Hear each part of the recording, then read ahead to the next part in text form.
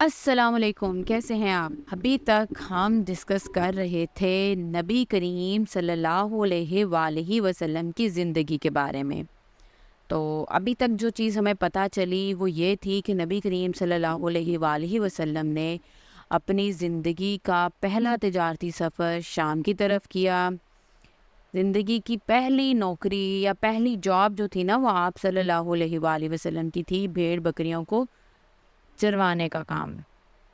اس کے علاوہ اب کیا ہوتا ہے جب نبی کریم صلی اللہ علیہ وآلہ وسلم کی عمر مبارک جو ہے نا 20 سال ہوتی ہے، آپ خوبصورت جوان ہو جاتے ہیں، بڑے خوبصورت ہوتے ہیں، تو کیا ہوتا ہے کہ مکہ کے اوپر نا ایک باہر کا قبیلہ جس کا نام تھا حوازن، وہ حملہ کر دیتا ہے۔ اور وہ حملہ بھی پتہ کس مہینے میں کرتا ہے؟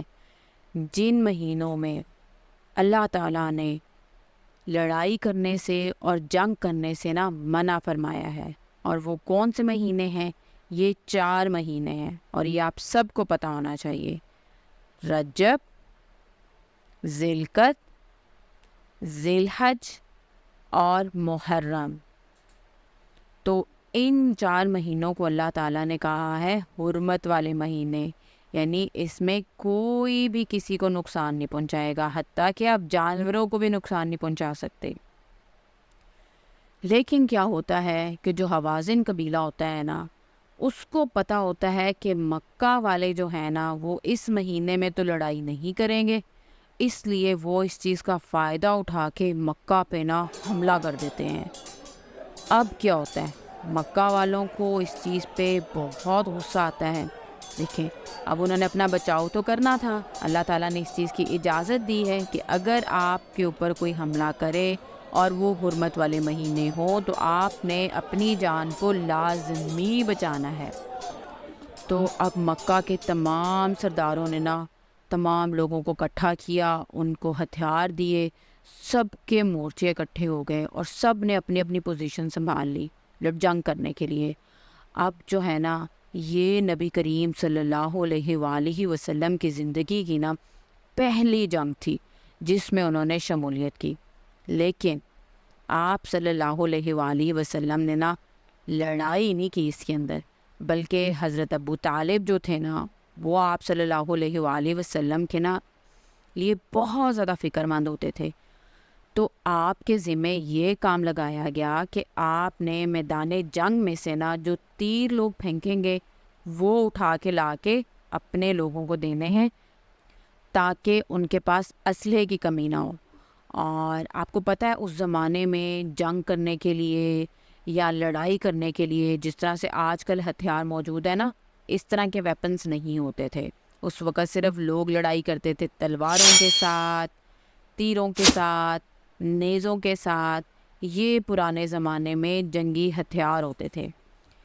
اب آپ سوچیں، جنگ لگی ہوئی، ہر طرف گھوڑے دوڑ رہے ہیں اور تیر پھینکے جا رہے ہیں، تلواریں چل رہی ہیں، لیکن ہمارے پیارے نبی صلی اللہ علیہ وآلہ وسلم اس قدر بہادر تھے کہ وہ میدان جنگ میں سے جا کے نا اپنے لوگوں کے لیے تیر اٹھا کے لا رہے تھے تاکہ ان کے لوگوں کے پاس اسلحے کی کمی نہ ہو۔